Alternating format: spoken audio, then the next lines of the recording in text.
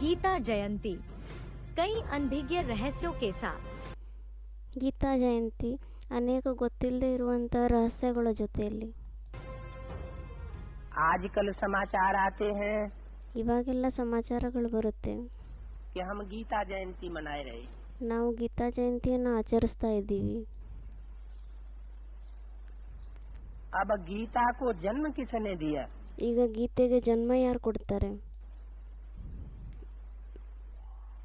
जयंती तो मनाए रहे हैं, ಜಯಂತಿಯನ್ನಂತೂ ಆಚರಿಸ್ತಾ ಇದ್ದಾರೆ. गीता को जन्म देने वाला तो कोई होगा। ಗೀತೆಗೆ ಜನ್ಮ ಕೊಡುವಂಥವ್ರು ಸಹ ಯಾರಾದರೂ ಇರ್ತಾರೆ ಅಲ್ವಾ? ये टॉपिक है।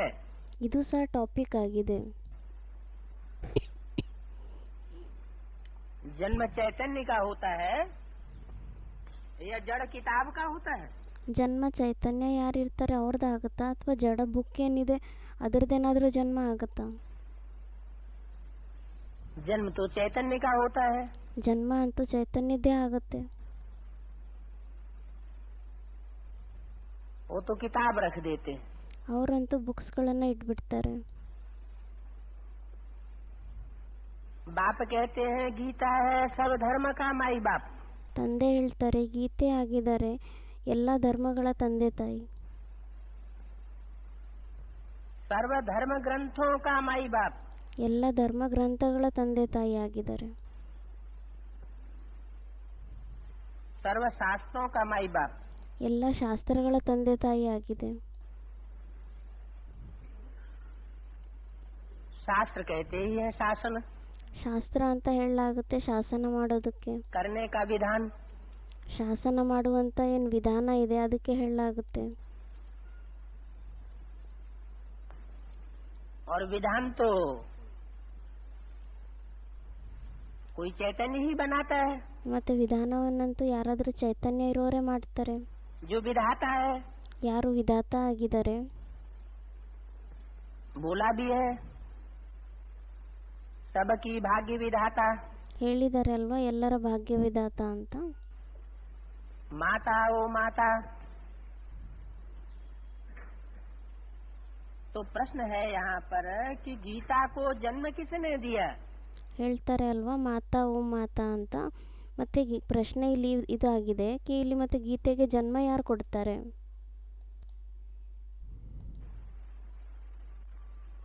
जयंती कहते हैं तो जरूर जन्म भी हुआ ना। ಜಯಂತಿ ಅಂತ ಹೇಳ್ತಾರೆ ಅಂದ್ರೆ ಖಂಡಿತವಾಗಿ ಜನ್ಮನೂ ಸಹ ಆಗಿದೆ ಅಲ್ವಾ?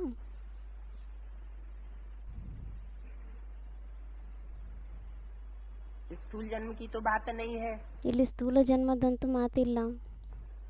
इस जन्म की बात है। ಯಾವ ಜನ್ಮದ ಮಾತಾಗಿದೆ? जरूर प्रत्यक्षता रूपी जन्म की बात है। ಖಂಡಿತವಾಗಿ ಪ್ರತ್ಯಕ್ಷ ರೂಪಿ ಜನ್ಮದ ಮಾತಾಗಿದೆ.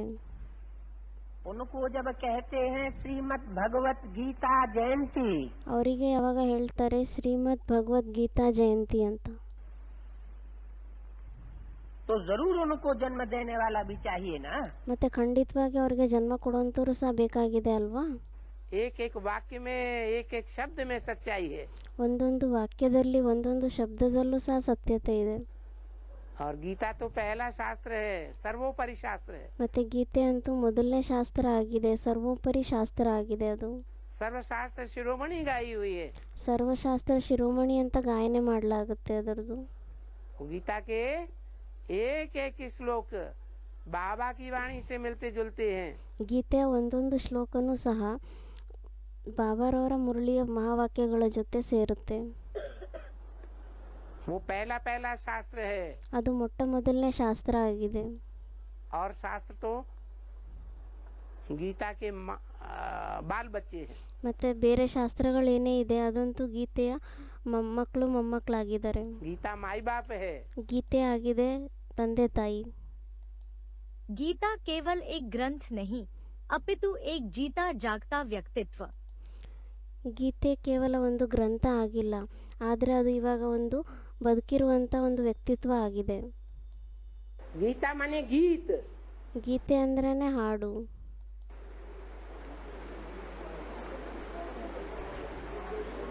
ज्ञान का गीत। ಜ್ಞಾನದ ಹಾಡಾಗಿದೆ, अज्ञानता का गीत नहीं।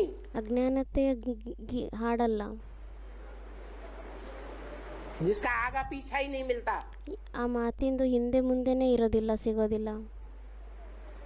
जैसे रामायण लिखी है, ಯಾವ ರೀತಿ ರಾಮಾಯಣವನ್ನು ಬರೆದಿದ್ದಾರೆ, कुछ आगा पीछा पता ही नहीं चलता। ಅದರದ್ದು ಹಿಂದೆ ಮುಂದೆ ಏನು ಅನ್ನೋದು ಗೊತ್ತೇ ಆಗೋದಿಲ್ಲ। अंधश्रद्धा का गीत है। ಅಂಧಶ್ರದ್ಧೆಯ ಹಾಡಾಗಿದೆ। लेकिन भगवान अंधश्रद्धा का गीत नहीं गाता, ಆದರೆ ಭಗವಂತ ಬಂದ್ಬಿಟ್ಟು ಅಂಧಶ್ರದ್ಧೆಯ ಹಾಡನ್ನ ಹಾಡಲ್ಲ, ज्ञान का गीत गाता है। ಅವ್ರು ಬಂದ್ಬಿಟ್ಟು ಜ್ಞಾನದ ಹಾಡನ್ನ ಹಾಡ್ತಾರೆ। ज्ञान माने जानकारी। ಜ್ಞಾನ ಅಂದ್ರೇನೆ ತಿಳುವಳಿಕೆ, हर बात की एक्यूरेट जानकारी। ಪ್ರತಿಯೊಂದು ಮಾತಿನ ಅಕ್ಯುರೇಟ್ ತಿಳುವಳಿಕೆ ಇರುತ್ತೆ। अंधश्रद्धा अंधविश्वास का नाम निशान नहीं। ಅಂಧಶ್ರದ್ಧಾ ಮತ್ತೆ ಅಂಧವಿಶ್ವಾಸದ ಹೆಸರು ಗುರುತು ಸಹ ಇಲ್ಲ। हर बात का प्रूफ और प्रमाण मिलेगा। ಪ್ರತಿಯೊಂದು ಮಾತಿನ ಪ್ರೂಫ್ ಪ್ರಮಾಣ ಸಿಗುತ್ತೆ, इसलिए उसका नाम गीता है। ಅದಕ್ಕೋಸ್ಕರ ಅದರ ಹೆಸರು ಗೀತೆ ಆಗಿದೆ, ಅಂದ್ರೆ ಹಾಡು। क्योंकि वो गीता प्रैक्टिकल में संपन्न रूप में, ಯಾಕೆಂದ್ರೆ ಆ ಗೀತೆ ಏನಿದೆ ಅದು ಪ್ರಾಕ್ಟಿಕಲ್ನಲ್ಲಿ ಸಂಪನ್ನ ರೂಪದಲ್ಲಿ, जो प्रयोगात्मक जीवन है, ಪ್ರಯೋಗಾತ್ಮಕ ಜೀವನ ಏನಿದೆ उसको सफल करती है। ಅದನ್ನ ಸಫಲ ಮಾಡುತ್ತೆ। पुरुष रूप सफल नहीं करता, न शंकर का न ब्रह्मा का। ಪುರುಷ ರೂಪ ಅದನ್ನ ಸಫಲ ಮಾಡೋದಿಲ್ಲ, ಅದರಲ್ಲಿ ಶಂಕರನೇ ಆಗಿರ್ಲಿ ಅಥವಾ ಬ್ರಹ್ಮನೇ ಆಗಿರ್ಲಿ।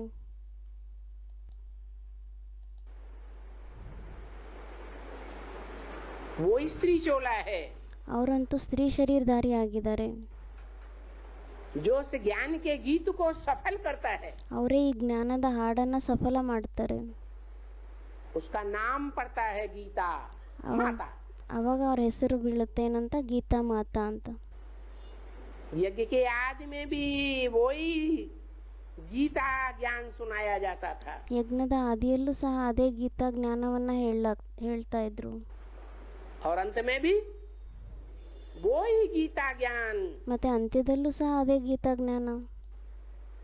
एक एक शब्द एक एक अक्षर क्लियर होगा, ಒಂದೊಂದು ಶಬ್ದ ಒಂದೊಂದು ಅಕ್ಷರನೂ ಸಹ ಕ್ಲಿಯರ್ ಆಗುತ್ತೆ, और लोग मानेंगे, ಮತ್ತೆ ಅವಾಗ ಜನಗಳು ಒಪ್ಕೊಂತಾರೆ, जान जाएंगे कि हमारा धर्म पिता कौन है, ಅವಾಗ ಅವ್ರು ತಿಳ್ಕೊಂಡ್ಬಿಡ್ತಾರೆ ನಮ್ಮ ಧರ್ಮಪಿತ ಯಾರಾಗಿದ್ದಾರೆ, हमारी धर्म की माता कौन है, ನಮ್ಮ ಧರ್ಮದ ತಾಯಿ ಯಾರಾಗಿದ್ದಾರೆ, हमारा धर्म ग्रंथ कौन सा है। ನಮ್ಮ ಧರ್ಮಗ್ರಂಥ ಯಾವುದಾಗಿದೆ। अभी तो भारतवासी भूले हुए हैं। ಈಗಂತೂ ಭಾರತವಾಸಿಗಳು ಮರ್ತೋಗ್ಬಿಟ್ಟಿದ್ದಾರೆ, और धर्म वाले जानते हैं ಬೇರೆ ಧರ್ಮದವರಂತೂ ತಿಳ್ಕೊಂತಾರೆ कि हमारा धर्म पिता कौन है। ನಮ್ಮ ಧರ್ಮಪಿತ ಯಾರಾಗಿದ್ದಾರೆ, पक्का पक्का एक ही नाम बताएंगे, ಪಕ್ಕ ಪಕ್ಕ ಒಂದೇ ಹೆಸರನ್ನ ಹೇಳ್ತಾರೆ। चाहे क्रिश्चियंस हो चाहे मुसलमान हो, ಭಲೆ ಕ್ರಿಶ್ಚಿಯನ್ಸೇ ಆಗಿರ್ಲಿ ಅಥವಾ ಮುಸಲ್ಮಾನರೇ ಆಗಿರ್ಲಿ, चाहे बौद्धी हो, ಅಥವಾ ಬೌದ್ಧಿಗಳೇ ಆಗಿರ್ಲಿ, वो अपने धर्म पिता का नाम बताते हैं, ಅವರು ತಮ್ಮ ಧರ್ಮಪಿತನ ಹೆಸರನ್ನ ಹೇಳ್ತಾರೆ, धर्म ग्रंथ का नाम बताते हैं, ಧರ್ಮ ಗ್ರಂಥದ ಹೆಸರನ್ನ ಹೇಳ್ತಾರೆ, अपने धर्म का नाम स्पष्ट बताते हैं। ಅವರು ತಮ್ಮ ಧರ್ಮದ ಹೆಸರನ್ನ ಸ್ಪಷ್ಟವಾಗಿ ಹೇಳ್ತಾರೆ। लेकिन भारतवासी तो इतने पुराने तमो प्रधान हो गए हैं ಆದರೆ ಭಾರತವಾಸಿಗಳಂತೂ ಇಷ್ಟೊಂದು ತಮೋಪ್ರಧಾನ ಆಗ್ಬಿಟ್ಟಿದ್ದಾರೆ, ಇಷ್ಟು ಹಳಬರಾಗ್ಬಿಟ್ಟಿದ್ದಾರೆ, कि वो अपने धर्म पिता को भूल गए, ಅವರು ತಮ್ಮ ಧರ್ಮಪಿತನ್ನೇ ಮರ್ತ್ಬಿಟ್ಟಿದ್ದಾರೆ, धर्म ग्रंथ को भूल गए। ಧರ್ಮ ಗ್ರಂಥವನ್ನು ಮರ್ತ್ಬಿಟ್ಟಿದ್ದಾರೆ। अब बाप आकर के बताते हैं ಇವಾಗ ಮತ್ತೆ ತಂದೆ ಬಂದ್ಬಿಟ್ಟು ಹೇಳ್ತಾರೆ, कि तुम्हारा धर्म क्या है, तुम्हारा धर्म ग्रंथ क्या है। ನಿಮ್ಮ ಧರ್ಮ ಏನಾಗಿದೆ ಮತ್ತೆ ನಿಮ್ಮ ಧರ್ಮದ ಗ್ರಂಥ ಏನಾಗಿದೆ। धर्म पिता के नाम पर तुम्हारे धर्म का नाम होता है। ಧರ್ಮಪಿತನ ಹೆಸರಿನ ಆಧಾರದ ಮೇಲೆ ನಿಮ್ಮ ಧರ್ಮದ ಹೆಸರು ಬೀಳುತ್ತೆ। कहते हैं भक्ति मार्ग सनातन धर्म सनातन धर्म सनातन धर्म। ಭಕ್ತಿ ಮಾರ್ಗದಲ್ಲಿ ಹೇಳ್ತಾರೆ ಸನಾತನ ಧರ್ಮ ಸನಾತನ ಧರ್ಮ ಸನಾತನ ಧರ್ಮ ಅಂತ, जानते नहीं है कि सनातन धर्म किसने स्थापन किया। ಆದರೆ ಅವ್ರಿಗೆ ಗೊತ್ತೇ ಇಲ್ಲ ಈ ಸನಾತನ ಧರ್ಮವನ್ನ ಯಾರು ಸ್ಥಾಪನೆ ಮಾಡ್ತಾರೆ ಅಂತ। जब नाम है सनातन तो उसके गुह्यार्थ में जाना चाहिए ना, शब्द की गुह्यार्थ में। ಮತ್ತು ಯಾವಾಗ ಹೆಸರೇ ಆಗಿದೆ ಸನಾತನ ಧರ್ಮ ಅಂತ ಅಂದಮೇಲೆ ಮತ್ತು ಅದರ ಗುಹ್ಯಾರ್ಥದಲ್ಲಿ ಹೋಗ್ಬೇಕಲ್ವಾ. ಸನಾತನ ಅಂದರೆ ಈ ಶಬ್ದದ ಅರ್ಥ ಏನಾಗಿದೆ, ಗುಹ್ಯಾರ್ಥ ಇದ್ರದ್ದು? बाप बताते हैं ತಂದೆ ಬಂದ್ಬಿಟ್ಟು ಹೇಳ್ತಾರೆ कि ब्रह्मा का जो पहला पुत्र है, 4 धर्मों के 4 बीज रूप पुत्र, ಬ್ರಹ್ಮನ್ಗೆ ಏನು 4 ಮಾನಸ ಪುತ್ರರಿದ್ದಾರೆ, 4 ಧರ್ಮದ ಬೀಜರೂಪ ಆತ್ಮಗಳು.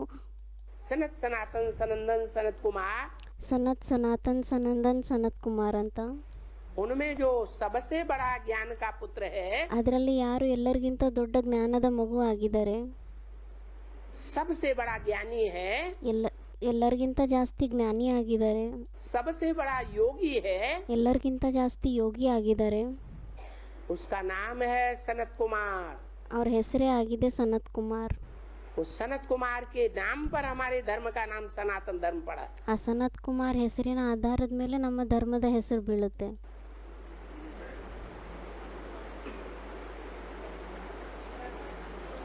तो धर्म भी क्लियर, ಮತ್ತೆ ಧರ್ಮನೂ ಸಹ ಕ್ಲಿಯರ್ ಆಗುತ್ತೆ, धर्म पिता भी क्लियर। ಧರ್ಮ ಪಿತಾನೂ ಸಹ ಕ್ಲಿಯರ್ ಆಗ್ತಾರೆ.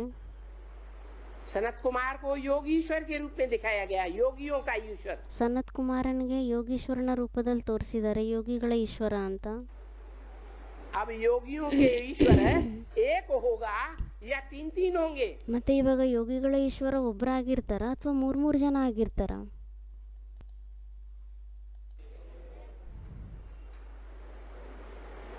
शंकर को भी योगेश्वर बताते हैं, ಶಂಕರನ್ಗೂ ಸಹ ಯೋಗೀಶ್ವರ ಅಂತ ಹೇಳ್ತಾರೆ,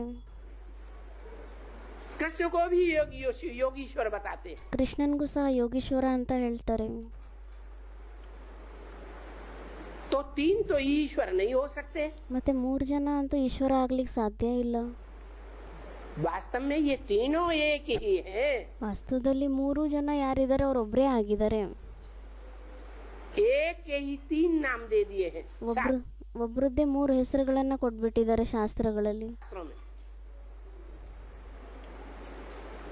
तो हमारा धर्म पिता एक है, ಮತ್ತೆ ನಮ್ಮ ಧರ್ಮಪಿತಾನು ಸಹ ಒಬ್ಬರೇ ಆಗಿದ್ದಾರೆ, हमारा धर्म ग्रंथ भी एक है। ನಮ್ಮ ಧರ್ಮ ಗ್ರಂಥನೂ ಸಹ ಒಂದೇ ಆಗಿದೆ. वो धर्म ग्रंथ है गीता। ಆ ಧರ್ಮ ಗ್ರಂಥನೇ ಆಗಿದೆ ಗೀತೆ. गीता माता किस लिए? क्योंकि उसमें प्योरिटी की इतनी पावर है। ಗೀತಾ ಮಾತಾನೆ ಯಾಕಾಗಿದ್ದಾರೆ? ಯಾಕೆಂದ್ರೆ ಅವರಲ್ಲಿ ಅಷ್ಟೊಂದು ಪ್ಯೂರಿಟಿಯ ಪವರ್ ಇದೆ.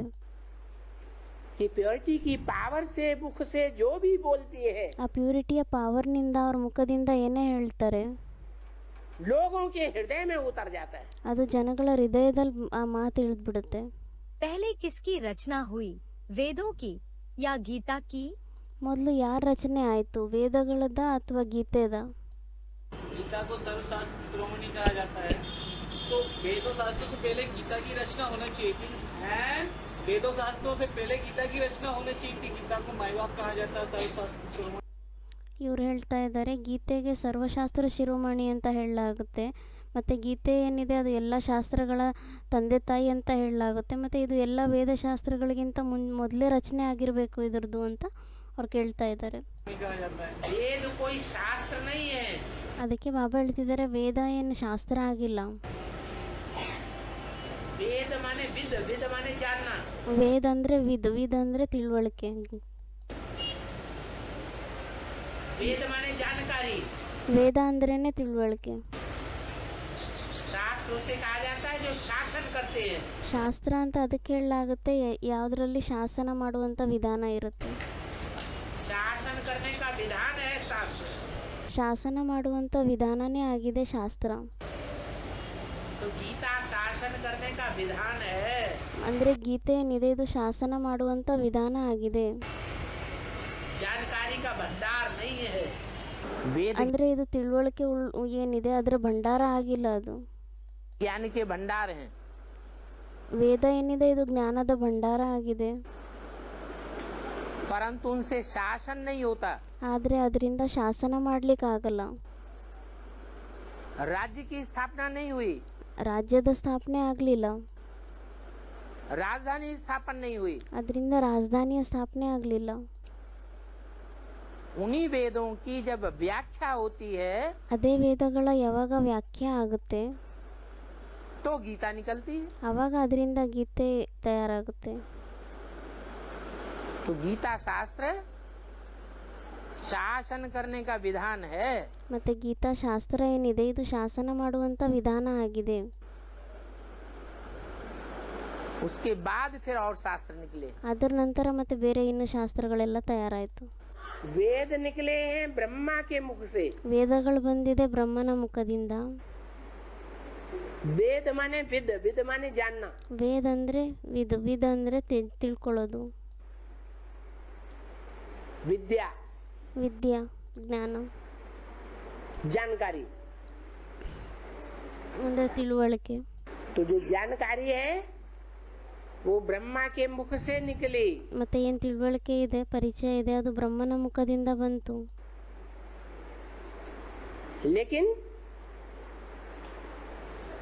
जो गीता ज्ञान है ಆದ್ರೆ ಏನ್ ಗೀತಾ ಜ್ಞಾನ ಇದೆ उन वेदों से भी पहले निकला है। ಅದು ವೇದಗಳಿಗಿಂತನೂ ಮೊದಲು ಬಂದಿದೆ.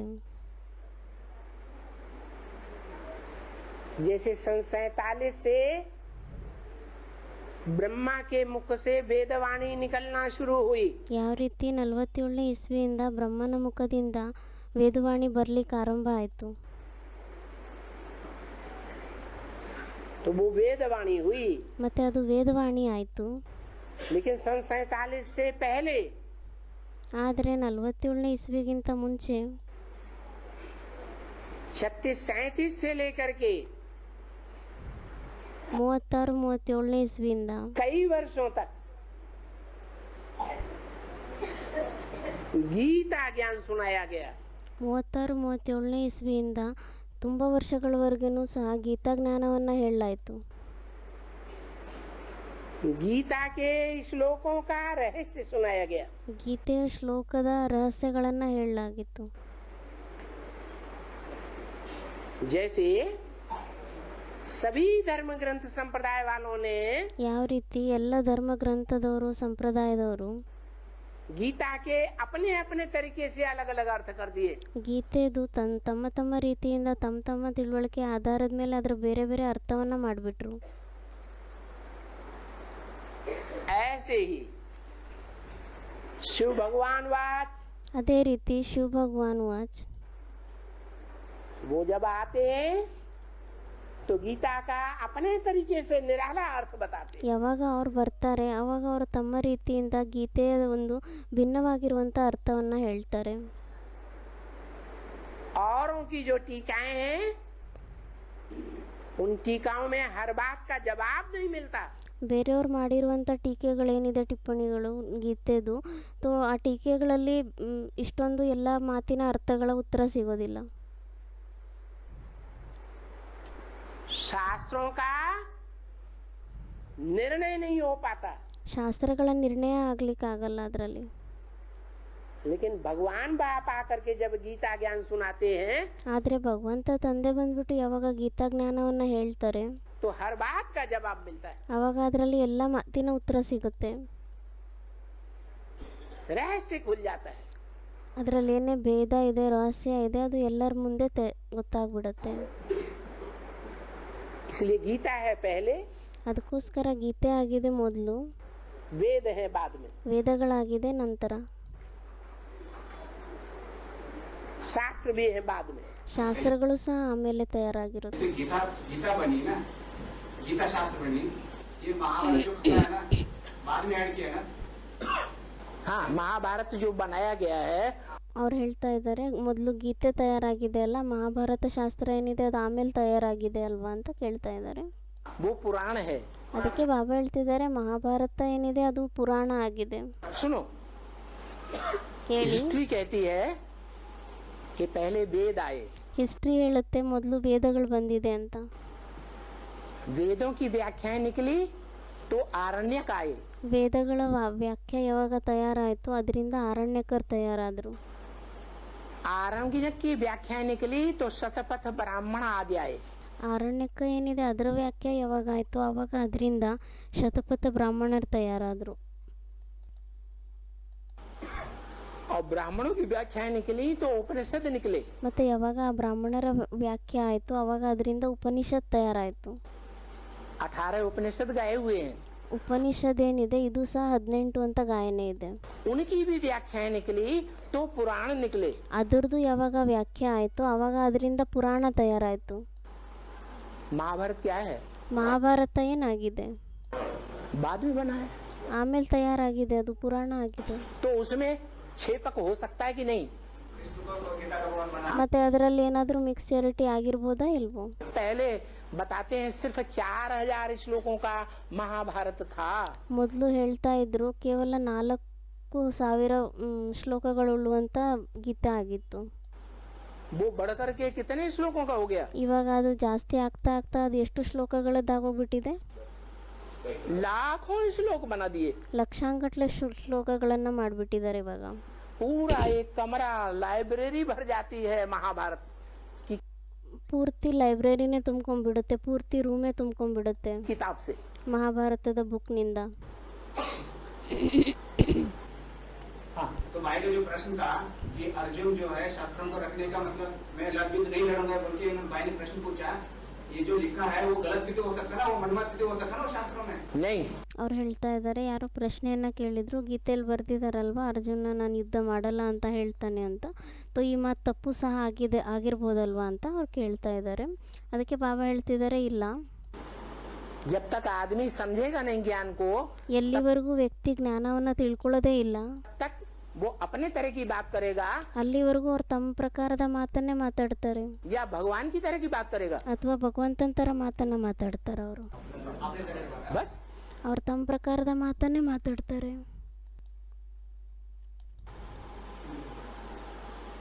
पहले ज्ञान आता है कि पहले ज्ञान दाता आता है? ಮೊದಲು ಜ್ಞಾನ ಬರುತ್ತಾ ಅಥವಾ ಮೊದಲು ಜ್ಞಾನದಾತ ಬರ್ತಾರ?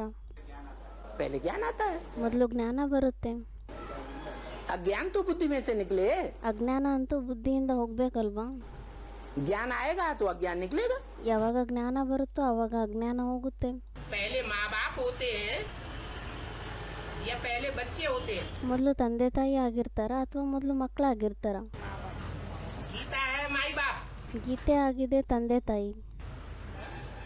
तो गीता ज्ञान ही पहले होता है. ಮತ್ತೆ ಗೀತಾ ಜ್ಞಾನನೇ ಮೊದಲಾಗಿರುತ್ತೆ. बाद में जब गीता को झूठा साबित कर दिया ಆಮೇಲೆ ಯಾವಾಗ ಗೀತೆಯನ್ನು ಸುಳ್ಳು ಸಿದ್ಧ ಮಾಡಿಬಿಡ್ತಾರೆ तो गीता को महाभारत में घुसेड़ दिया. ಆವಾಗ ಗೀತೆಯನ್ನ ಮಹಾಭಾರತದಲ್ಲಿ ಸೇರಿಸ್ಬಿಡ್ತಾರೆ. एक अंश बना दिया गीता को, ಗೀತೆಯನ್ನು ಸಹ ಅದರದ್ದು ಒಂದು ಅಂಶ ಅಂತ ಮಾಡಿಬಿಡ್ತಾರೆ, एक अध्याय बना दिया. ಒಂದು ಅಧ್ಯಾಯ ಮಾಡಿಬಿಡ್ತಾರೆ ಅದರದ್ದು. हाँ जी, पहला पहला है वेद. ಮೊಟ್ಟ ಮೊದಲಾಗಿದೆ ವೇದ. वेद का अर्थ ही होता है ज्ञान. विद, विद माने जानना. ವೇದದ ಅರ್ಥನೇ ಆಗಿರುತ್ತೆ ವಿದ್. ವಿದ್ ಅಂದ್ರೆ ತಿಳುವಳಿಕೆ, ತಿಳ್ಕೊಳ್ಳೋದು.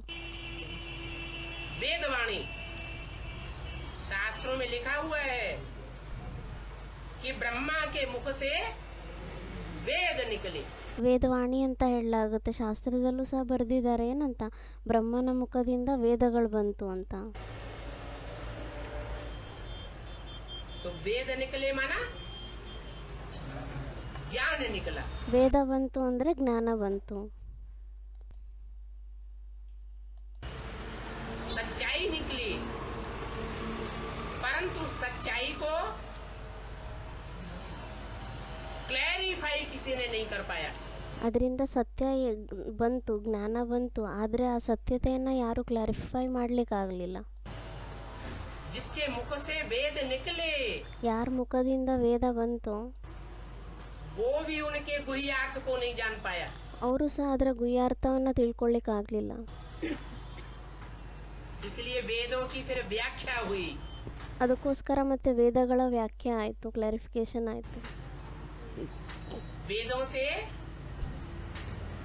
ब्राह्मण निकले, ವೇದಗಳಿಂದ ಬ್ರಾಹ್ಮಣರು ಬಂದರು, आरण्यक निकले, ಮತ್ತೆ ಅದರಿಂದ ಆರಣ್ಯಕರು ತಯಾರಾದರು. फिर उनकी व्याख्या हुई, उपनिषद निकले. ಮತ್ತೆ ಅದರ ವ್ಯಾಖ್ಯೆ ಆಯಿತು, ಅದರಿಂದ ಉಪನಿಷತ್ ತಯಾರಾಯಿತು. फिर उनकी भी व्याख्या हुई, पुराण निकले। ಮತ್ತು ಅದರದ್ದು ವ್ಯಾಖ್ಯೆ ಆಯಿತು, ಅದರಿಂದ ಪುರಾಣ ತಯಾರಾಯಿತು.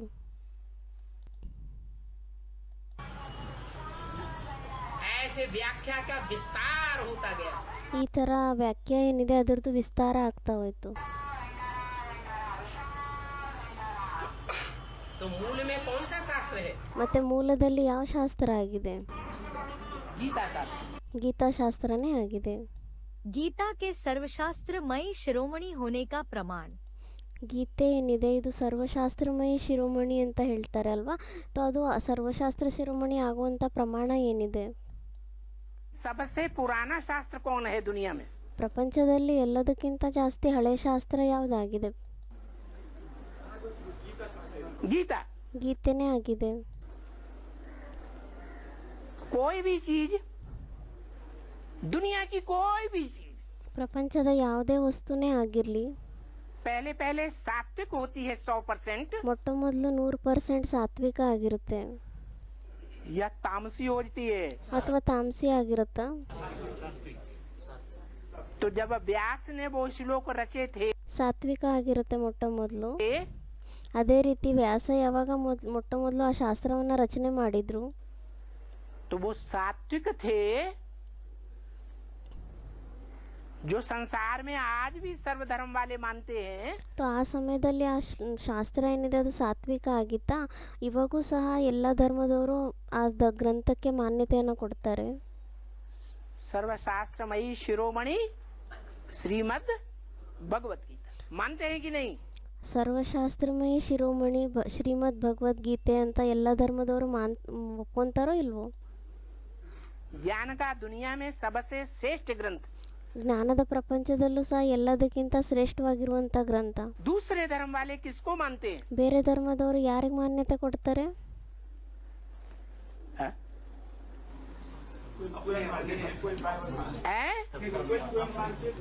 बाइबल को मानते हैं श्रेष्ठ। ಅವ್ರು ಯಾರು ಅಂದರು, ಕೆಲವರು ಬೈಬಲಿಗೆ ಹೇಳ್ತಾರೆ, ಕೆಲವರು ಕುರಾಣಕ್ಕೆ ಹೇಳ್ತಾರೆ ಅಂತ. ಅದಕ್ಕೆ ಬಾಬಾ ಹೇಳ್ತಿದ್ದಾರೆ, ಅಚ್ಚಾ ಬೈಬಲಿಗೆ ಶ್ರೇಷ್ಠ ಅಂತಾರ ಅಂತ. ಹಿಂದೂ ಧರ್ಮದವರಂತೂ ಗೀತೆಗೆ ಮಾನ್ಯತೆ ಕೊಡ್ತಾರೆ, ಆದರೆ ಬೇರೆ ಧರ್ಮದವರು ತಮ್ಮ ತಮ್ಮ ಧರ್ಮಗ್ರಂಥಕ್ಕೆ ಮಾನ್ಯತೆ ಕೊಡ್ತಾರೆ ಅಂತ ಅವ್ರು ಹೇಳ್ತಾರೆ. नहीं, सारी दुनिया में सबसे ज्यादा टीकाएं कौन से ग्रंथ की हुई हैं? अलग अलग भाषाओं में। ಅದಕ್ಕೆ ಬಾಬಾ ಹೇಳ್ತಿದ್ದಾರೆ, ಆ ರೀತಿ ಅಲ್ಲ, ಇಡೀ ಪ್ರಪಂಚದಲ್ಲಿ ಎಲ್ಲ ಧರ್ಮದವರು ಸಹ ಗೀತೆ ಇದೆ 108ಕ್ಕಿಂತನೂ ಜಾಸ್ತಿ ಟೀಕೆಗಳನ್ನು ಮಾಡಿಬಿಟ್ಟಿದ್ದಾರೆ. ಅದಕ್ಕೆ ಎಲ್ಲ ಧರ್ಮದವರು ಬೇರೆ ಬೇರೆ ಭಾಷೆಯಲ್ಲಿ ಇದನ್ನೇ ಮಾಡಿದ್ದಾರೆ. ಅದಕ್ಕೋಸ್ಕರ ಇದರದ್ದೇ ಮಾನ್ಯತೆ ಇದೆ ಅಂತ ಹೇಳ್ತಾ ಇದ್ದಾರೆ ಬಾಬಾ. क्यों?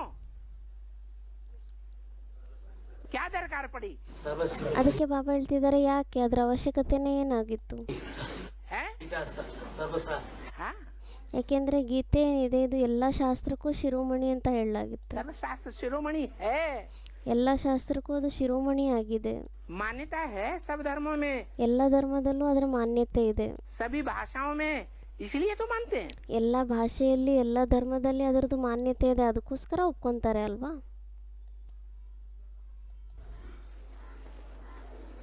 तो इससे साबित हुआ कि व्यास ने जब वो श्लोक रचे थे, ಇದರಿಂದ ಸಿದ್ಧ ಆಯಿತು, ವ್ಯಾಸ ಯಾವಾಗ ಆ ಶ್ಲೋಕದ ರಚನೆಯನ್ನ ಮಾಡಿದ್ರು, तो उनका अर्थ, सही अर्थ उस समय व्यास बता सकता था। तो ಆ ಸಮಯದಲ್ಲಿ ಆ ಮಾತಿನ ಸರಿಯಾಗಿರುವಂಥ ಅರ್ಥವನ್ನು ವ್ಯಾಸ ಹೇಳ್ಬೋದಾಗಿತ್ತು ಅವಾಗ, या आज के दुनियावी विद्वान बता सकते हैं, ಅಥವಾ ಇವಾಗಿನ ಪ್ರಪಂಚದ ವಿದ್ವಾನರು ಯಾರಿದ್ದಾರೆ ಅವ್ರು ಹೇಳ್ಬೋದಾಗಿದೆನಾ?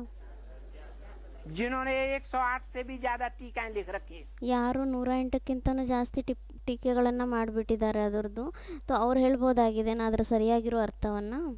ಇಲ್ಲ. इसलिए कहावत है, कै समझे कवि या समझे रवि। ಅದಕ್ಕೋಸ್ಕರ ಗಾದೆ ಮಾತು ಸಹ ಇದೆ, ಏನಂತ? ಯಾ ಸಮಜೆ ಕವಿ ಯಾ ಸಮಜೆ ರವಿ. ಅಂದರೆ ಆ ಕವಿತೆಯ ಅರ್ಥವನ್ನು ಕವಿನೇ ತಿಳ್ಕೊಬೋದು ಅಥವಾ ಜ್ಞಾನಸೂರ್ಯ ರವಿನೇ ತಿಳ್ಕೊಬೋದು ಅಂತ. असल में कौन कर सकते हैं गीता की व्याख्या? ವಾಸ್ತವದಲ್ಲಿ ಯಾರು ಮಾಡ್ಬೋದಾಗಿದೆ ಗೀತೆಯ ಕ್ಲಾರಿಫಿಕೇಶನ್ನ? बाबा भागवत गीता और ये रामायण में दोनों में श्रेष्ठ बाबा अच्छा ಯಾರೋ ಕೇಳ್ತಾ ಇದ್ದಾರೆ, ಬಾಬಾ ಗೀತೆಯಲ್ಲಿ ಮತ್ತು ರಾಮಾಯಣದಲ್ಲಿ ಎರಡರಲ್ಲೂ ಗೀತೆಗೆ ಜಾಸ್ತಿ ಶ್ರೇಷ್ಠ ಅಂತ ಹೇಳಲಾಗುತ್ತೆ, ಆ ಥರ ಯಾಕೆ ಅಂತ ಅವ್ರು ಕೇಳ್ತಾ ಇದ್ದಾರೆ. सब कोई जानता है कि दुनिया का सर्वश्रेष्ठ आध्यात्मिक ग्रंथ कौन सा है? ಎಲ್ಲರಿಗೂ ಗೊತ್ತಿದೆ ಈ ಮಾತು. ಪ್ರಪಂಚದಲ್ಲಿ ಆಧ್ಯಾತ್ಮಿಕತೆಯ ಸರ್ವಶ್ರೇಷ್ಠ ಗ್ರಂಥ ಯಾವುದಾಗಿದೆ? गीता. ಗೀತೆನೇ ಆಗಿದೆ. शस्त्र शास्त्र शिरोमणि. शिरोमणि कहने से ही क्या साबित होता है? ಸರ್ವಶಾಸ್ತ್ರ ಶಿರೋಮಣಿ ಅಂತ ಹೇಳಲಾಗುತ್ತೆ, ಮತ್ತು ಶಿರೋಮಣಿ ಅಂತ ಹೇಳೋದ್ರಿಂದನೇ ಏನು ಸಿದ್ಧ ಆಗುತ್ತೆ? सबसे ऊपर है. ಎಲ್ಲದಕ್ಕಿಂತ ಜಾಸ್ತಿ ಮೇಲಿದೆ, ಶ್ರೇಷ್ಠ ಆಗಿದೆ. जो आध्यात्म ज्ञान गीता में दिया गया है, ಯಾವ ಆಧ್ಯಾತ್ಮ ಜ್ಞಾನವನ್ನ ಗೀತೆಯಲ್ಲಿ ಕೊಟ್ಟಿದ್ದಾರೆ, वो आध्यात्म ज्ञान और कोई भी ग्रंथ में नहीं दिया गया है. ಆ ಆಧ್ಯಾತ್ಮ ಗ್ರಂಥವನ್ನ ಬೇರೆ ಯಾವುದೇ ಆಧ್ಯಾತ್ಮಿಕ ಜ್ಞಾನವನ್ನ ಬೇರೆ ಯಾವುದೇ ಗ್ರಂಥದಲ್ಲೂ ಸಹ ಕೊಟ್ಟಿಲ್ಲ. वो एक ही गीता और जितने जितने धर्म प्रचारक आए भारत में, ಅದೊಂದೇ ಗೀತೆ ಆಗಿದೆ. ಮತ್ತು ಎಷ್ಟೇ ಧರ್ಮ ಪ್ರಚಾರಕರು ಬಂದರು ಭಾರತದಲ್ಲಿ, जितने जितने महान विचारक आए, ಎಷ್ಟು ದೊಡ್ಡ ದೊಡ್ಡ ಮಹಾನ್ ವಿಚಾರ ಇಟ್ಕೊಳೋಂಥವ್ರು ಬಂದರು, उन्होंने गीता के अलग अलग अर्थ कर दिए. ಅವರೆಲ್ಲ ಗೀತೆಯ ಬೇರೆ ಬೇರೆ ಅರ್ಥವನ್ನ ಮಾಡಿಬಿಟ್ರು. ऐसा वंडरफुल ग्रंथ है. ಆ ಥರ ವಂಡರ್ಫುಲ್ ಗ್ರಂಥ ಆಗಿದೆ ಇದು. एक की टीका दूसरे की टीका को काट रही है. ಒಬ್ಬರ ಟೀಕೆ ಇನ್ನೊಬ್ಬರ ಟೀಕೆಯನ್ನ ಕಟ್ ಮಾಡ್ತಾ ಇದೆ.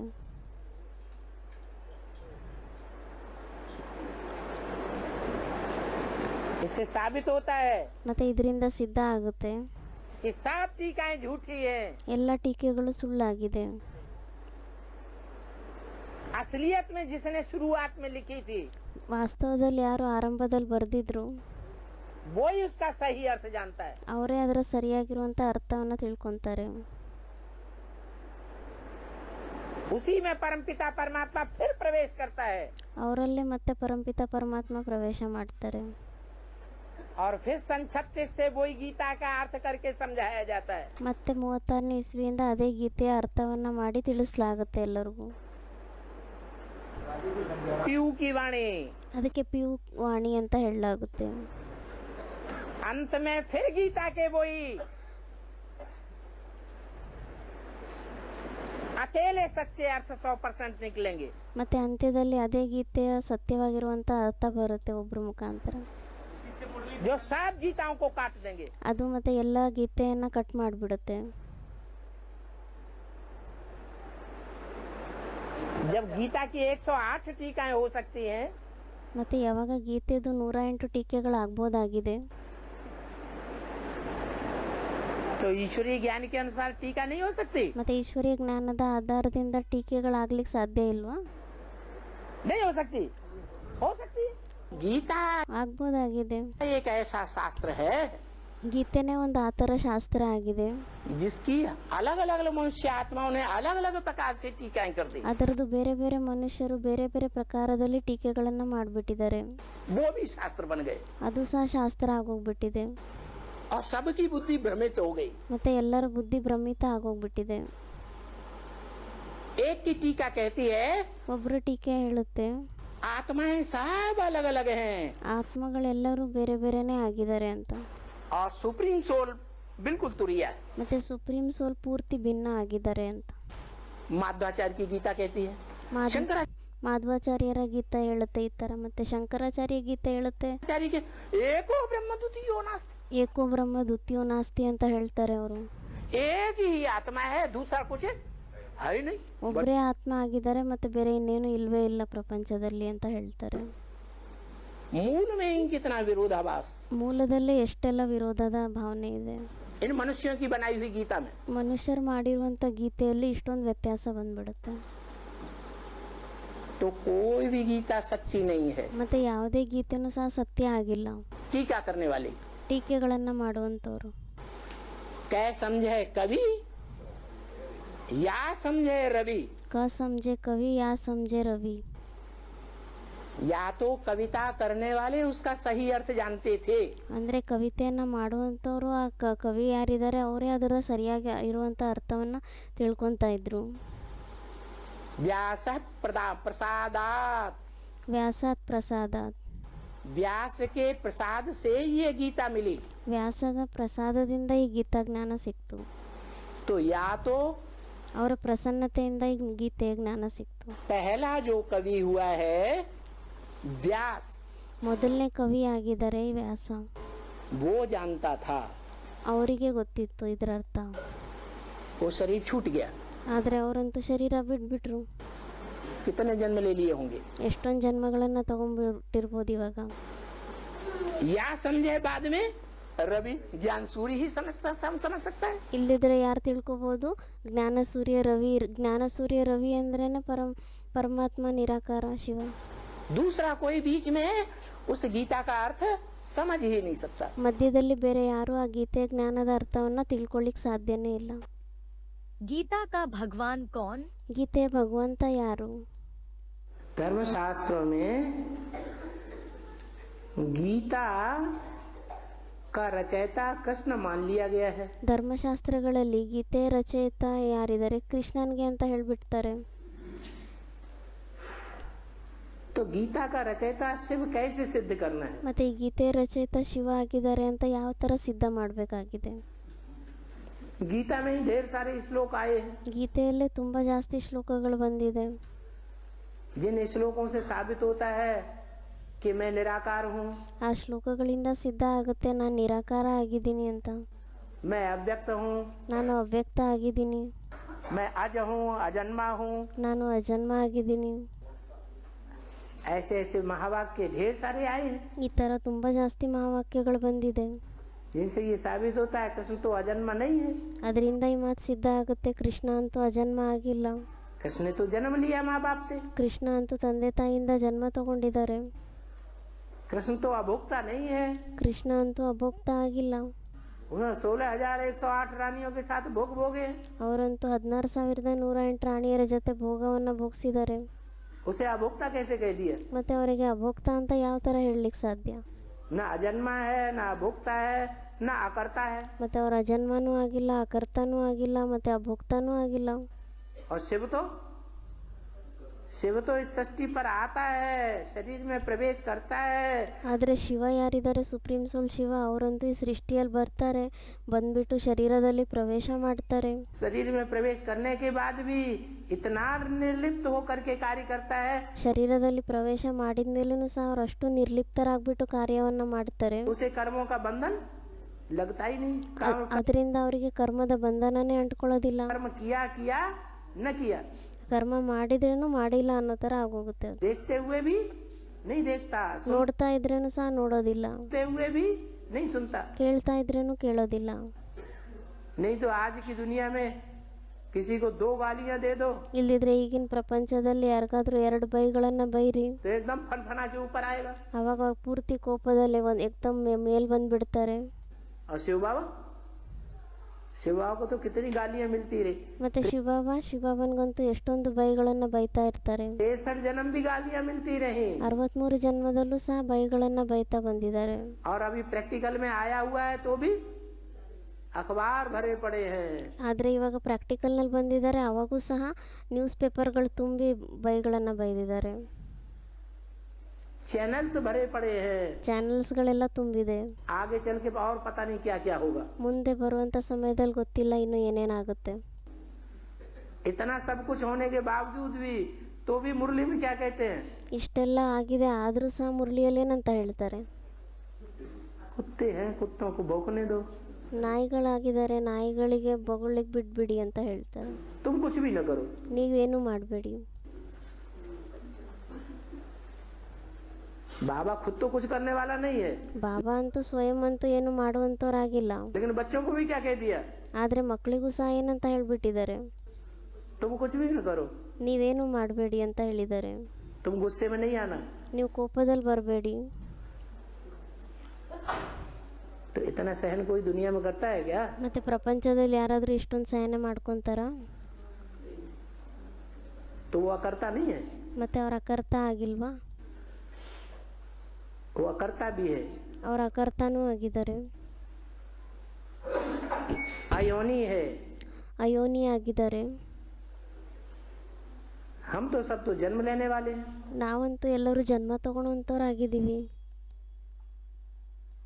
वो थोड़ा ही जन्म गर्भ से जन्म लेता है। ಅವರೇನಾದರೂ ಗರ್ಭದಿಂದ ಜನ್ಮ ತಗೊತಾರಾ? ಇಲ್ಲ. भगवद गीता के कुछ तथ्य जो ईश्वरीय ज्ञान की पुष्टि करते हैं।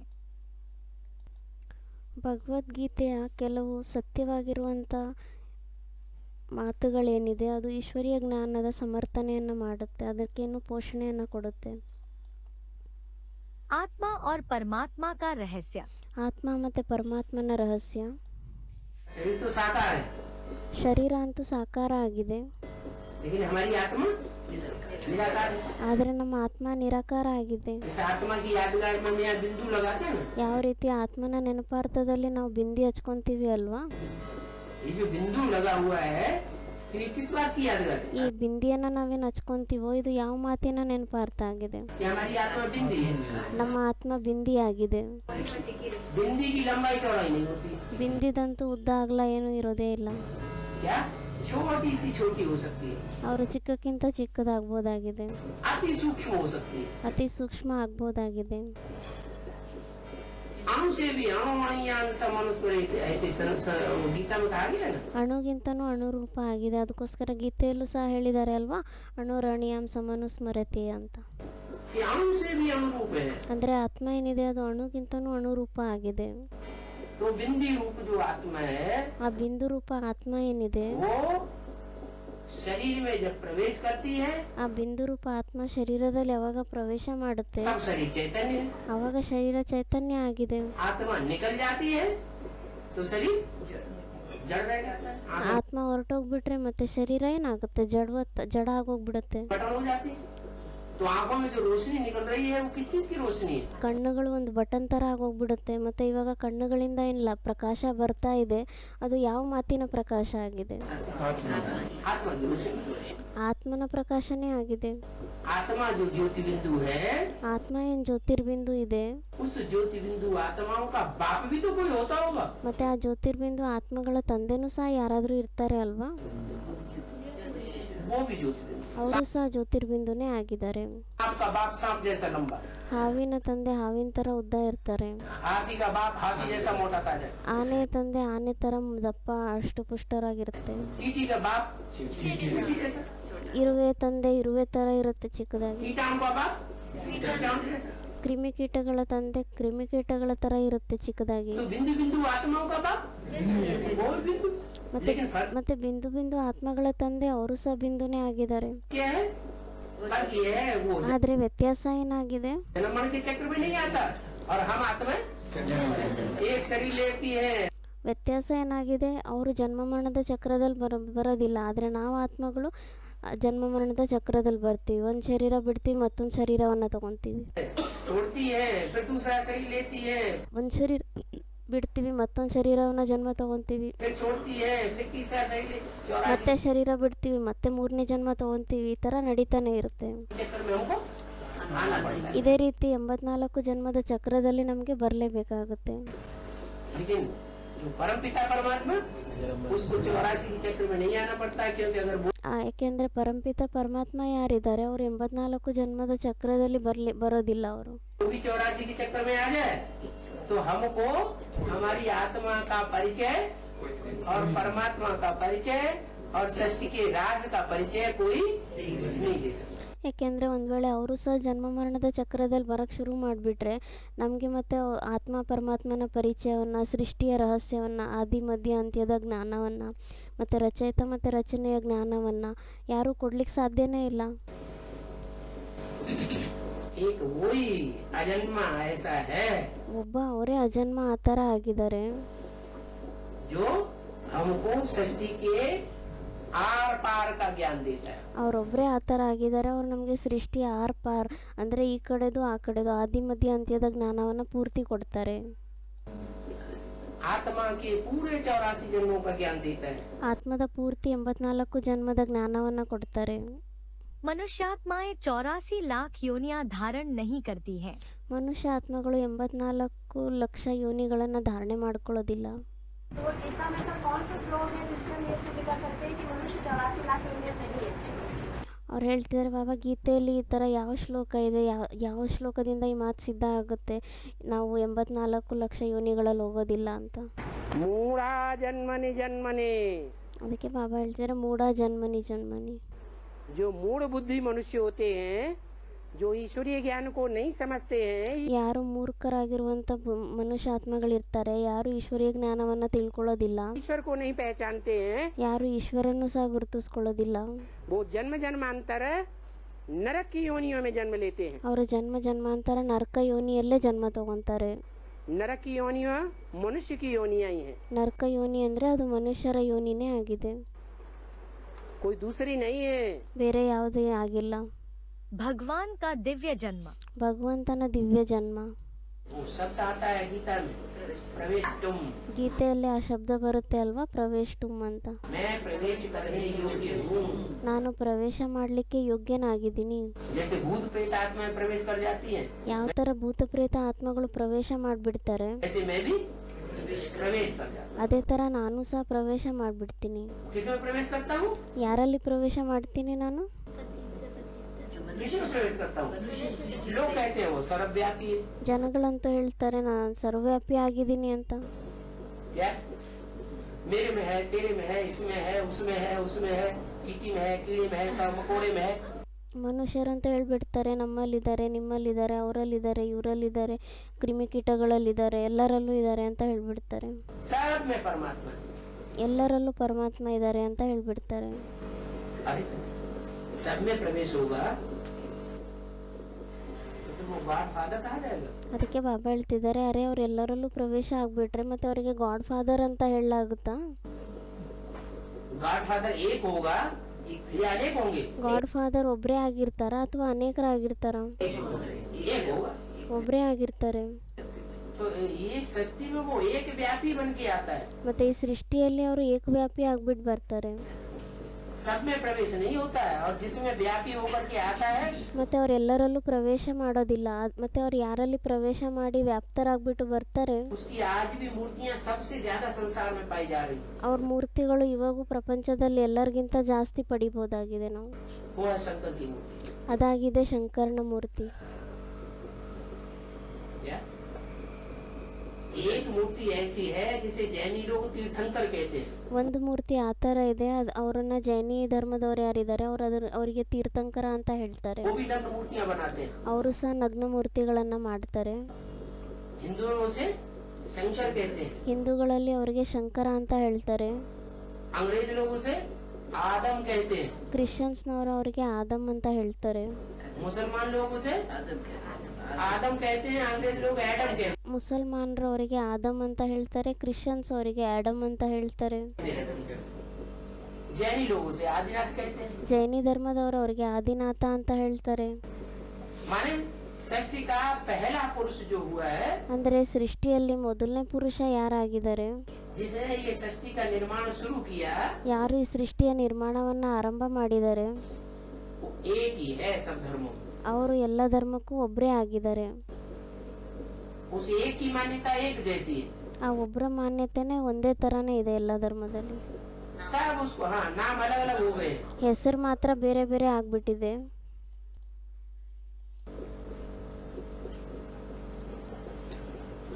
नाम अलग अलग हो गए. ಹೆಸರುಗಳು ಬೇರೆ ಬೇರೆ ಆಗ್ಬಿಟ್ಟಿದೆ. तो धर्म खंडों में काम भी उसने अलग अलग किए होंगे. ಮತ್ತೆ ಧರ್ಮಖಂಡಗಳಲ್ಲಿ ಅವ್ರ ಕೆಲಸನೂ ಬೇರೆ ಬೇರೆ ಮಾಡಿರ್ಬೋದು, ಅದಕ್ಕೆ ಹೆಸರು ಬೇರೆ ಬೇರೆ ಆಗ್ಬಿಟ್ಟಿದೆ. अलग अलग धर्म खंड है ना. ಬೇರೆ ಬೇರೆ ಧರ್ಮಖಂಡಗಳಾಗಿದೆ ಅಲ್ವಾ. क्रिश्चियन धर्म खंड, ಕ್ರಿಶ್ಚಿಯನ್ ಧರ್ಮಖಂಡ यूरोप, अमेरिका. ಯುರೋಪ್ ಆಗಿದೆ, ಅಮೆರಿಕ ಆಗಿದೆ. मुस्लिम धर्म खंड, ಮುಸ್ಲಿಂ ಧರ್ಮಖಂಡ अफ्रीका, अरब देश, ಆಫ್ರಿಕಾ ಆಗಿದೆ, ಅರಬ್ ಕಂಟ್ರಿ ಆಗಿದೆ. और ये ईरान, ಮತ್ತೆ ಇರಾನ್, अफगानिस्तान, ये सब मुसलमानों को पलटने के देश है. ಮತ್ತೆ ಅಫ್ಘಾನಿಸ್ತಾನ್, ಇದೆಲ್ಲ ಮುಸಲ್ಮಾನರು ಹರಡಿರುವಂಥ ದೇಶಗಳೇ ಆಗಿದೆ. बौद्ध धर्म खंड, चीन, जापान, तिब्बत, ये बौद्ध धर्म खंड. ಮತ್ತೆ ಬೌದ್ಧ ಧರ್ಮಖಂಡ ಚೀನ್, ಜಪಾನ್, ತಿಬ್ಬತ್. तो इन धर्म खंडों में परमात्मा ने कोई स्पेशल पार्ट अलग अलग बजाया है। ಮತ್ತು ಈ ಧರ್ಮಖಂಡಗಳಲ್ಲಿ ಪರಮಾತ್ಮ ಸ್ಪೆಷಲ್ ಬೇರೆ ಬೇರೆ ಪಾತ್ರವನ್ನು ಮಾಡಿದ್ದಾರೆ. इसलिए उसको अलग अलग नामों से माना जाता है। ಅದಕ್ಕೋಸ್ಕರ ಅವರನ್ನ ಬೇರೆ ಬೇರೆ ಹೆಸರಿನಿಂದ ಮಾನ್ಯತೆ ಕೊಡಲಾಗುತ್ತೆ. वो है निराकार, ಅವರಂತೂ ನಿರಾಕಾರನೇ ಆಗಿದ್ದಾರೆ. लेकिन निराकार होते हुए भी उसका गायन है बिनु पग चले ಅವ್ರು निराकार ಆಗಿದ್ರೂ सह ಅವ್ರದ್ದು ಗಾಯನ ಇದೆ. ಏನಂತ? सुने बिनु काना कर बिनु कर्म करे विज्ञाना आनंद रस सकल रस भोगी बिनु वाणी वक्तावर जोगी। बिनु पग चले सुने बिनु काना करे बिनु कर्म करे विधि नाना ಆನನ ರಹಿತ ಸಕಲ ರಸ ಭೋಗಿ ಬಿನು ವಾಣಿ ಭಕ್ತಾವರ ಜೋಗಿ. ಅಂದರೆ ಅವರಿಗೆ ಯಾವುದೇ ಇಂದ್ರಿಯಗಳು ಇಲ್ಲ, ಆದರೆ ಅವರೆಲ್ಲ ಕರ್ಮವನ್ನು ಮಾಡ್ತಾರೆ ಅಂತ. ಅಂದರೆ ಕಣ್ಣುಗಳಿಲ್ಲ ಆದರೂ ನೋಡ್ತಾರೆ, ಕಿವಿಗಳಿಲ್ಲ ಆದರೂ ಕೇಳಿಸ್ಕೊತಾರೆ, ಆ ಥರ ಎಲ್ಲ ಇಂದ್ರಿಯಗಳಿಗೂ. ಅಂದರೆ ಕೈನೂ ಇಲ್ಲ, ಕಾಲು ಇಲ್ಲ, ಕಣ್ಣು ಇಲ್ಲ, ಕಿವಿನೂ ಇಲ್ಲ, ಆದರೂ ಸಹ ಅವರೆಲ್ಲ ಮಾಡ್ತಾರೆ. ಯಾವ ಥರ ಮಾಡ್ತಾರೆ? वो विद्वान पंडित नहीं जानते इस बात को, वो खुद आगे बताता है। ಆದರೆ ಆ ವಿದ್ವಾನ್ ಪಂಡಿತರು ಯಾರೇ ಇದ್ದಾರೆ ಅವ್ರು ಈ ಮಾತನ್ನು ತಿಳ್ಕೊಳ್ಳೋದಿಲ್ಲ ಅದು ಯಾವ ರೀತಿ ಅಂತ. ಆದರೆ ಅವ್ರು ಸ್ವಯಂ ಬಂದ್ಬಿಟ್ಟು ಹೇಳ್ತಾರೆ, ನಾನು ಪ್ರವೇಶ ಮಾಡ್ತೀನಿ ಅಂತ.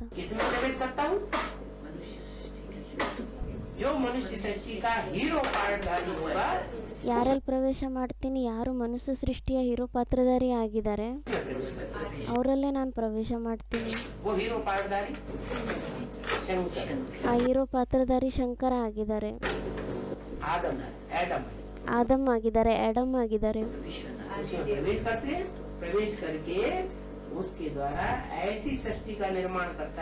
ಮತ್ತೆ ಅವರಲ್ಲಿ ಪ್ರವೇಶ ಮಾಡಿಬಿಟ್ಟು ಅವ್ರ ಮುಖಾಂತರ ಆ ಥರ ಸೃಷ್ಟಿಯ ನಿರ್ಮಾಣವನ್ನ ಮಾಡ್ತಾರೆ. ಅದಕ್ಕೆ ಸ್ವರ್ಗ ಅಂತ ಹೇಳಲಾಗುತ್ತೆ. भगवान का अवतरण साधारण तन में, ಭಗವಂತನ ಅವತರಣೆ ಸಾಧಾರಣ ಶರೀರದಲ್ಲಿ.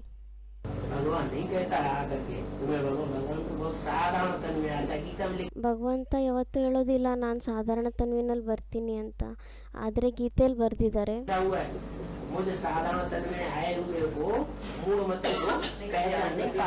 ಆದರೆ ಗೀತೆಯಲ್ಲಿ ಬರ್ದಿದ್ದಾರೆ ಏನಂತ? ನಾನು ಸಾಧಾರಣ ತನ್ವಿನಲ್ಲಿ ಬಂದಿರುವಂಥ ಭಗವಂತನಿಗೆ ಮೂಢಮತಿ ಜನಗಳು, ಮೂರ್ಖ ಬುದ್ಧಿ ಉಳ್ಳವಂಥವ್ರು ಅವ್ರನ್ನ ಗುರುತಿಸ್ಕೊಳ್ಳೋದಿಲ್ಲ, ತಿಳ್ಕೊಳ್ಳೋದಿಲ್ಲ ಅಂತ.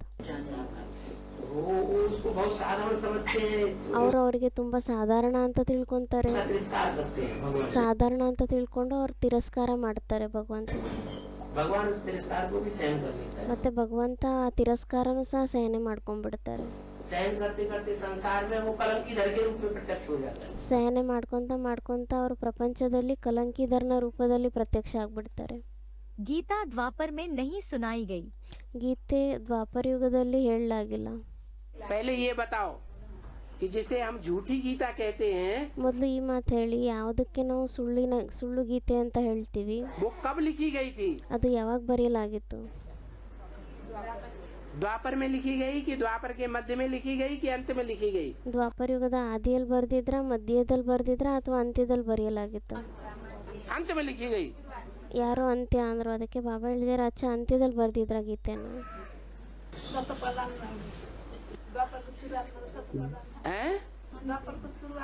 द्वापर के आदि में लिखी गई. ದ್ವಾಪರ ಯುಗದ ಆದಿಯಲ್ಲಿ ಬರೆದಿದ್ರು. द्वापर के आदि में सतो प्रधान द्वापर था ದ್ವಾಪರ ಯುಗದ ಆದಿಯಲ್ಲಿ ಸತೋಪ್ರಧಾನ ಭಾರತ ಆಗಿತ್ತ, या तमो प्रधान द्वापर था?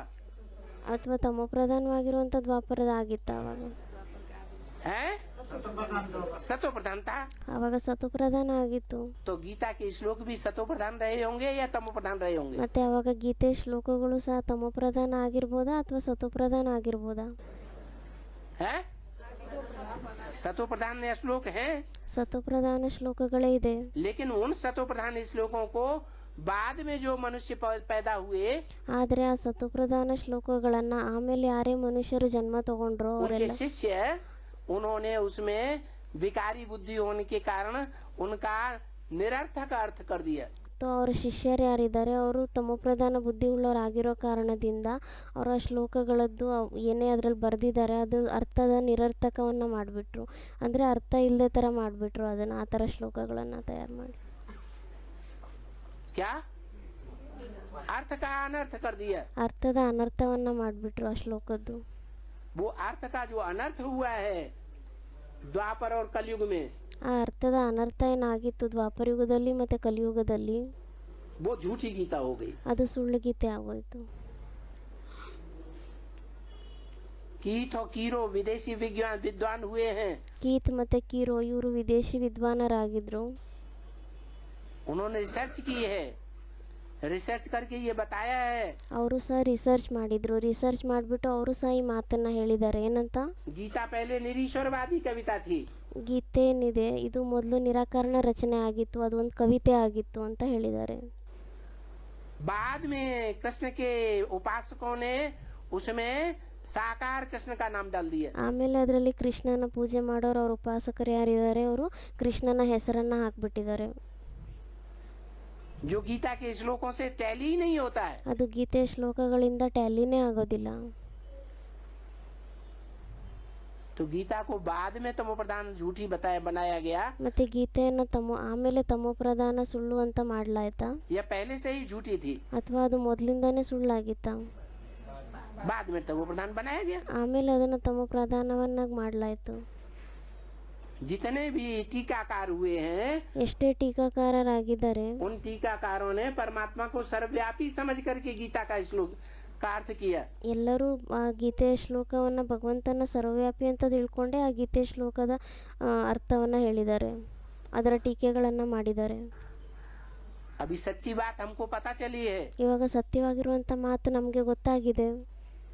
तो हम गीता का अर्थ जो ऐसा होना चाहिए वैसा ही निकाल सकते हैं। तो ಅದಕ್ಕೋಸ್ಕರ ಇವಾಗ ನಾವು ಆ ಗೀತೆಯ ಶ್ಲೋಕಗಳ ಅರ್ಥವನ್ನ ಯಾವ ತರ ಆಗ್ಬೇಕಾಗಿದೆನೋ ಅದೇ ತರ ನಾವು ಅದರ ಅರ್ಥವನ್ನ ತೆಗಿಬಹುದಾಗಿದೆ. पहला ही श्लोक ले लो, ಮೊದಲನೇ ಶ್ಲೋಕವನ್ನೇ ತಗೊಂಡ್ಬಿಡಿ. धर्म क्षेत्रे कुरुक्षेत्रे संवेतायुत्सव। ಧರ್ಮಕ್ಷೇತ್ರ ಕುರುಕ್ಷೇತ್ರ ಸಂವೇತಾಯುತ್ಸವ.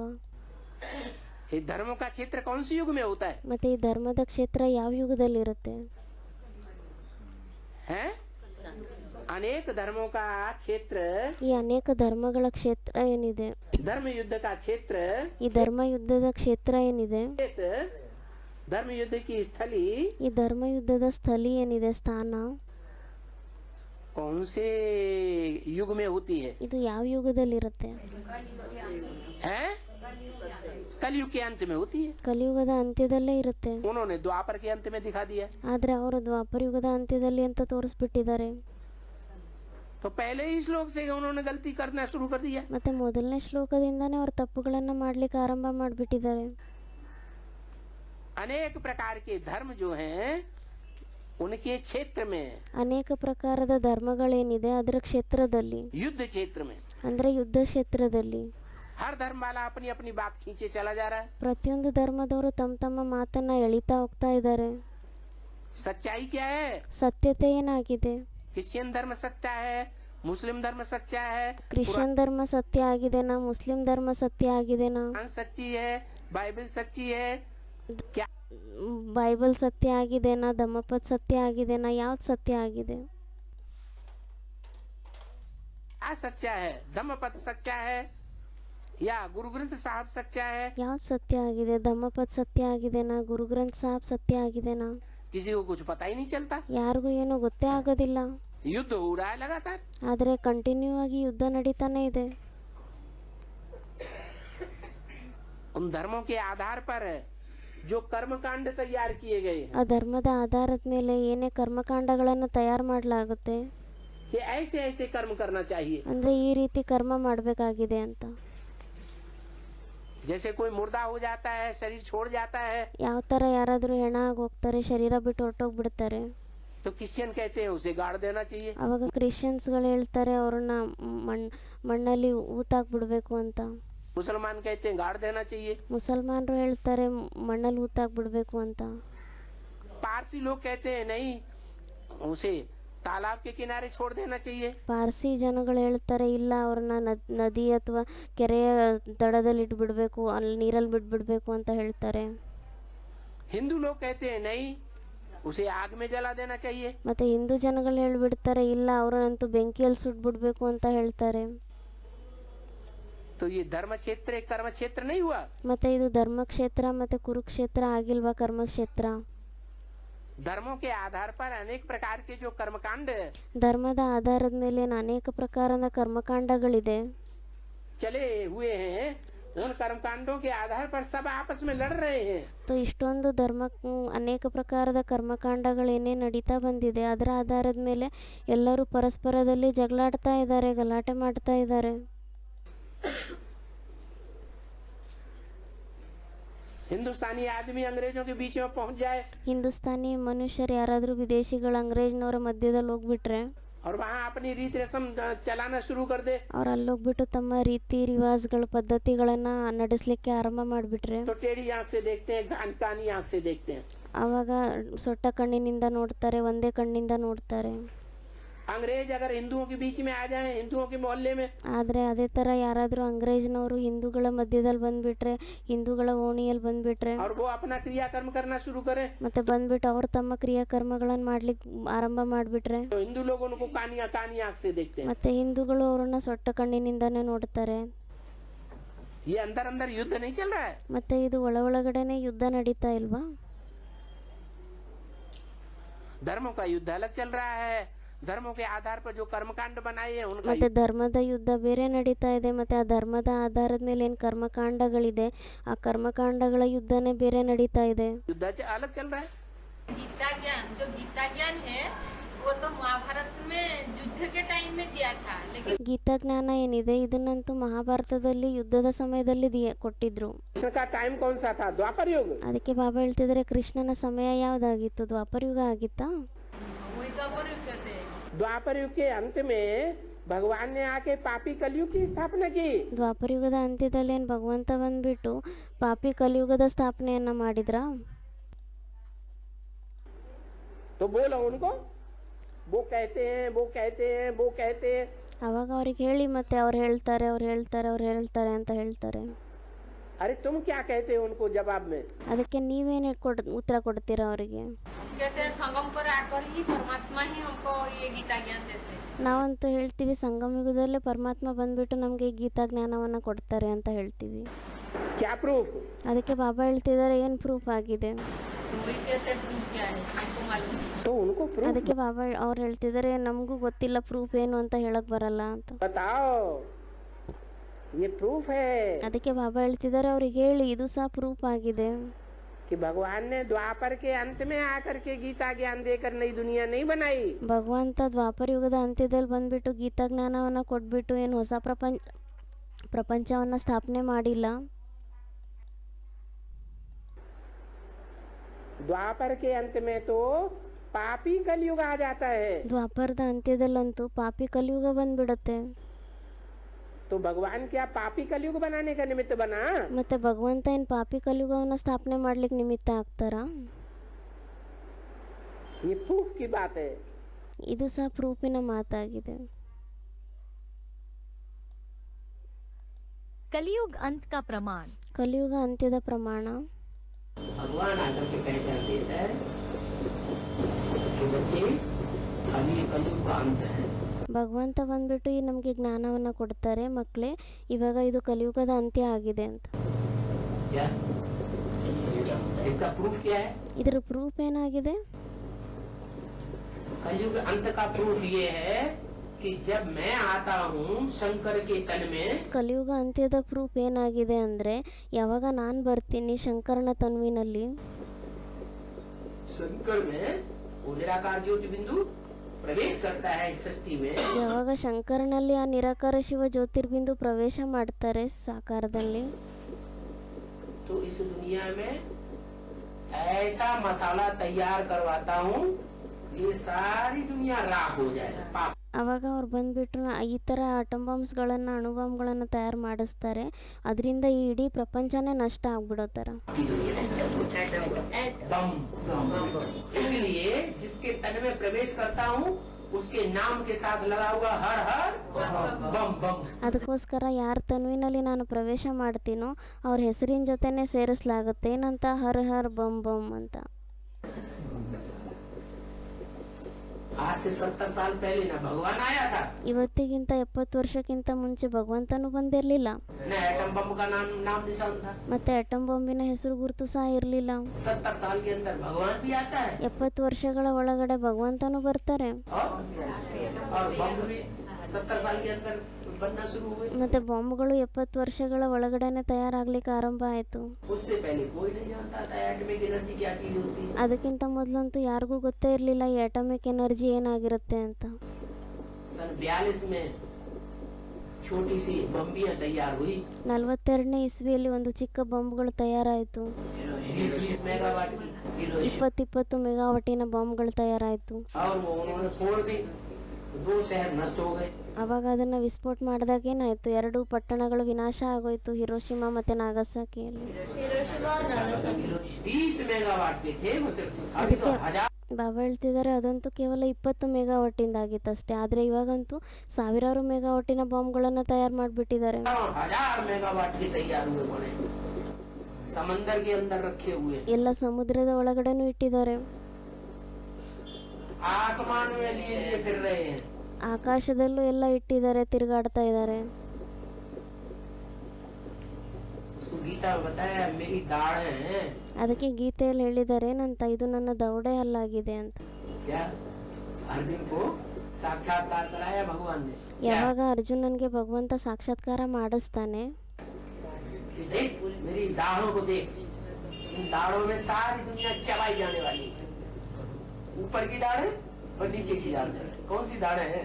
ಅದಕ್ಕೆ ಬಾಬಾ ಹೇಳ್ತಿದ್ದಾರೆ ಶಾಸ್ತ್ರದಲ್ಲಿ ತೋರಿಸ್ತಾರೆ ಅಲ್ವಾ, ಅರ್ಜುನನ್ಗೆ ಶ್ರೀಕೃಷ್ಣ ತೋರಿಸ್ದ ಅಂತ, ಏನಂತ, ನೋಡು ಇಲ್ಲಿ ನನ್ನ ಬಾಯಲ್ಲಿ ನೋಡು, ನನ್ನ ಈ ದವಡೆಯಲ್ಲಿ ನೋಡು, ಇದರಲ್ಲಿ ಮೇಲೆ ಮತ್ತು ಕೆಳಗಡೆ ಏನಿದೆ 2 ದವಡೆ ಮಧ್ಯದಲ್ಲಿ ಇಡೀ ಪ್ರಪಂಚನೇ ಫುಲ್ ನಾನು ಅಗದ್ಬಿಡ್ತೀನಿ, ನಷ್ಟ ಆಗೋಗ್ಬಿಡುತ್ತೆ ನನ್ನ ಬಾಯಲ್ಲಿ ಅಂತ ಹೇಳಿದರು। ಅದಕ್ಕೆ ಬಾಬಾ ಹೇಳ್ತಿದ್ದಾರೆ ಮತ್ತು ಇಲ್ಲಿ ಮೇಲಿರೋ ದವಡೆ ಹಲ್ಗಳಾಗಲಿ ಅಥವಾ ಕೆಳಗಡೆ ತೋರಿಸ್ತಾರೆ ಶಾಸ್ತ್ರದಲ್ಲಿ, ಅದು ಯಾವುದಕ್ಕೆ ತೋರಿಸ್ತಾ ಇರೋದು, ಅದೇ ಅಟಮ್ ಬಾಂಬ್ಗಳೇ ಆಗಿದೆ, ಆಕಾಶದಲ್ಲೂ ಇದೆ ಮತ್ತು ಸಮುದ್ರದಲ್ಲೂ ಇದೆ।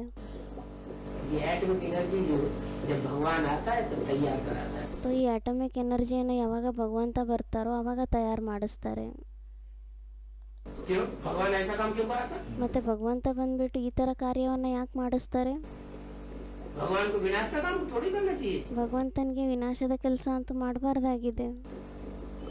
भगवान आएगा तो उसे कंस्ट्रक्शन करना चाहिए, निर्माण करना चाहिए या विनाश करना चाहिए। ಅದಕ್ಕೆ ಬಾಬಾ ಹೇಳ್ತಿದ್ದಾರೆ, ಅರೆ ಭಗವಂತ ಬರ್ತಾರೆ ಅಂದರೆ ಅವ್ರಿಗೆ ಸ್ಥಾಪನೆಯ ಕಾರ್ಯವನ್ನು ಮಾಡಬೇಕು, ನಿರ್ಮಾಣದ ಕಾರ್ಯವನ್ನು ಮಾಡಬೇಕಾ ಅಥವಾ ವಿನಾಶದ ಕಾರ್ಯವನ್ನು ಮಾಡಬೇಕಾ, ಎರಡೂ ಕೆಲಸವನ್ನು ಮಾಡಬೇಕಾಗಿದೆ। जब तक पुराना मकान गिराया नहीं जाएगा, ಎಲ್ಲಿವರೆಗೂ ಹಳೆ ಮನೆಯನ್ನು ಬೀಳಿಸ್ಲಿಕ್ಕೆ ಆಗಲ್ವೋ नया मकान बनेगा नहीं। ಅಲ್ಲಿವರೆಗೂ ಹೊಸ ಮನೆ ತಯಾರಾಗ್ಲಿಕ್ಕೆ ಸಾಧ್ಯ ಇಲ್ಲ। कब होगी असली गीता जयंती? ಯಾವಾಗ ಆಗುತ್ತೆ ನಿಜವಾದ ಗೀತಾ ಜಯಂತಿ? तो शिव जयंती सो गीता जयंती, ಶಿವ ಜಯಂತಿ ಸೋ ಗೀತಾ ಜಯಂತಿ। जब महाशिवरात्रि होगी, इस दुनिया में घोर अज्ञान काल की महाशिवरात्रि होगी।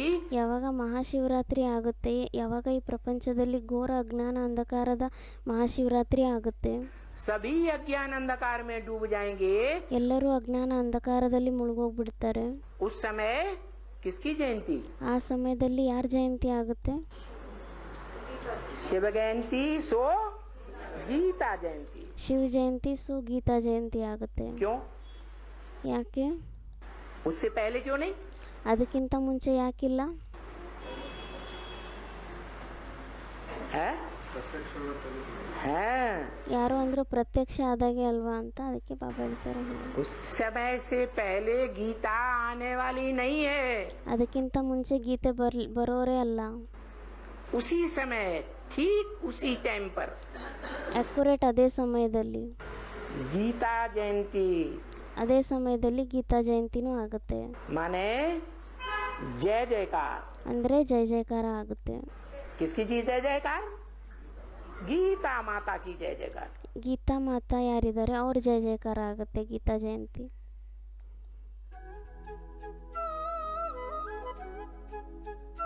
ಓಂ ಶಾಂತಿ। ಇವತ್ತಿಂದು ಸೆಲೆಕ್ಟೆಡ್ ಪಾಯಿಂಟ್ ನಂಬರ್ ಆಗಿತ್ತು 3473।